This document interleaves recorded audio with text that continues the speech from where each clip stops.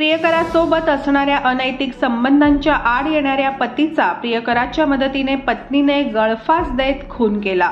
अमरावती जिल्ह्यातील चांदूर बाजार तालुक्यात येणाऱ्या विश्रोळी या गावात आज पहाटे ही धक्कादायक घटना समोर आली। या घटनेनंतर परिसरात एकच खळबळ उडाली। अमरावती जिल्ह्यातील विश्रोळी या गावात रवींद्र पारंजी इंगळे वय वर्ष 53 हा पत्नी आणि मुलगी अनुष्का यांच्यासह राहत होता। त्यांची पत्नीचे लगतच्या धामणगाव थडी या गावातील 31 वर्षीय अतुल शंकर लहाने याच्यासोबत अनैतिक संबंध होते। शंकर सोबत असणाऱ्या संबंधांवरून रवींद्र आणि त्याच्या पत्नीमध्ये नेहमीच वाद होत असत। गुरुवारी रात्री पत्नीने अतुलला घरी बोलावून पती रवींद्र इंगळे याला मारहाण केली। यावेळी पत्नीने तिच्या साडीच्या पदराने आपला पती रवींद्रचा गळा आवळून त्याचा खून केला।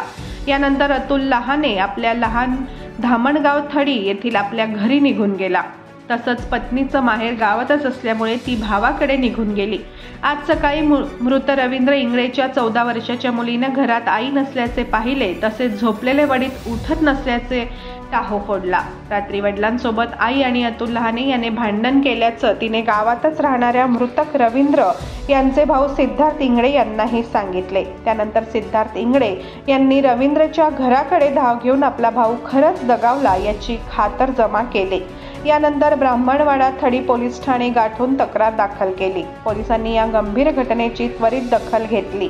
पत्नी आणि तिचा प्रियकर अतुल लहाने या दोघांनाही अटक केलेली आहे। या प्रकरणात दोन्ही आरोपींना अटक झालेली असून पुढील तपास केला जात असल्याची माहिती ब्राह्मणवाडा थडी पोलीस ठाण्याचे पोलीस निरीक्षक उल्हास राठोड यांनी दिली आहे।